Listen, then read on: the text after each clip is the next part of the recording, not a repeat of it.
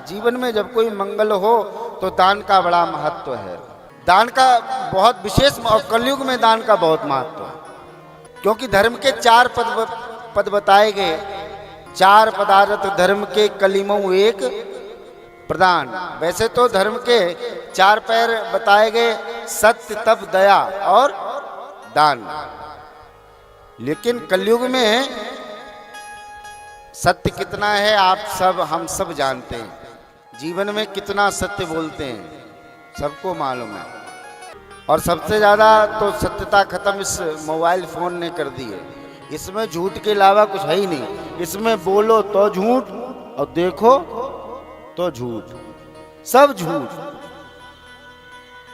जैसा कि संतों ने पहले लिख दिया था ना कि झूठ ही लेना, झूठ ही देना, झूठ ही भोजन, झूठ चबेना, सब झूठ ही है। सत्यता तो है ही नहीं। घर में बैठे किसी ने पूछा कहाँ हो, कि हम तो साहब दिल्ली आ गए। कारण हो तब भी झूठ बोल ले, नहीं कारण हो तब भी झूठ बोल ले। वो स्वभाव में आ गया है। लेकिन हमारा धर्म ये कहता है, धर्म न दूसर सत्य सम्माना। जहां पर सत्यता को लेकर के राजा हरिश्चंद्र ने इतने इतने प्रकार के नाना प्रकार के कष्टों का सहन किया, ऐसा इतिहास दर्शन कराता है। जीवन में जितना हो सके, लेकिन बनता नहीं है। तो सत्य कितना है आप सबको मालूम है। धर्म का दूसरा चरण है तप। अब जीवन में तप कितना बचा है आप देख ही रहे हो।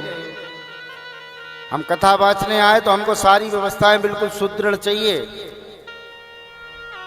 कूलर भी लगा हो, और ज्यादा गर्मी होगी तो एसी भी चाहिए।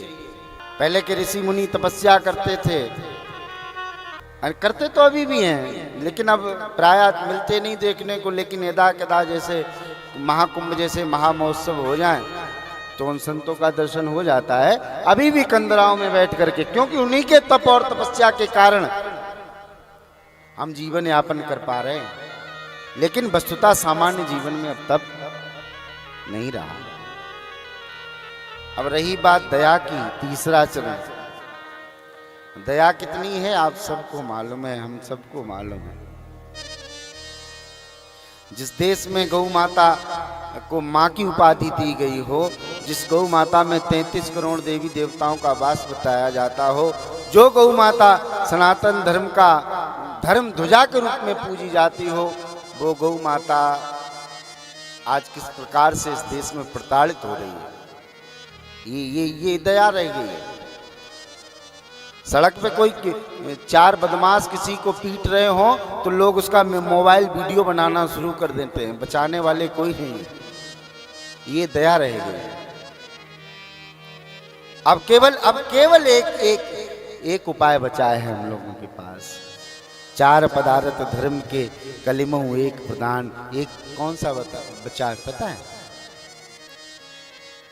जैन केन विधि दीने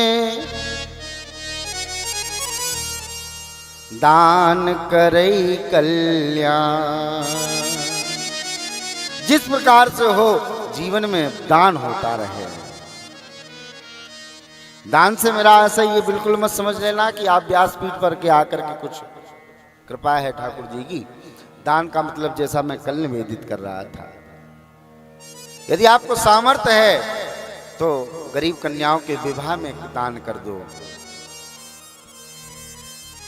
आपको सामर्थ्य है गरीबों को भोजन देने में, वस्त्र देने में, आश्रय देने में, उसमें दान करें। क्योंकि दान का बहुत महत्व है। उसी क्रम में जब भगवान ने अयोध्या में जन्म लिया तो गोस्वामी जी लिखते हैं, राजा दशरथ ने सर्वस दान दीन सब काऊ। सबको जिस प्रकार से बना राजा दशरथ ने दान, हीरे मोती सोना चांदी वस्त्र आभूषण गाय बछड़े खूब दान किया। अब तो भैया लेकिन क्या बताएं, बड़ी गंभीर समस्या है, कहते भी नहीं बनती और बिना कहे रहा भी नहीं जाता। अब पंडित जी दान के लिए पता क्या रह गया कि जैसे कोई सोचे कि हम किसी पंडित जी को वस्त्र दान करेंगे, तो बाजार में ब्राह्मणों के वस्त्र दान के लिए मार्केट में एक अलग से स्पेशल थान रहता है दुकान में। आप गए, बोले क्या लेना है, कि वो पंडित जी को कपड़े देने, तो वो दुकानदार कहेगा ओ जरा वो वाला थान ले आओ, पंडितों वाला थान ले आओ। वो स्पेशल है उसके लिए, वो और कोई नहीं लेगा, अपने लिए नहीं लेगा, अपने रिश्तेदारों के लिए नहीं लेगा, वो केवल और केवल इसीलिए रखा है दुकान में। जो किसी लायक कपड़ा नहीं है वो ला करके हम दान कर रहे हैं साहब। अरे क्या आवश्यकता है, दान कम से कम ऐसा तो करो जो दिए गए पात्र उसका प्रयोग कर सके। ऐसा सिस्टम चल रहा है, बाजार में एक घी आता है जिसका नाम ही पड़ गया पूजा वाला घी। हाँ, पूजा वाला घी। खाने वाला घी शायद 500-700 रुपए किलो आता है और पूजा वाला घी 100-150 रुपए किलो आ रहा है। उसका नाम ही रख दिया लोगों ने, पूजा वाला घी दे देना। तो आ गया इतना बड़ा पीला डिब्बा 150 रुपए का। अरे जरा विचार करो, जब खाने के लिए 500-700 का लाते हो, भगवान की आरती के भोग के लिए वो 100-150 रुपए में क्या घी मिलेगा।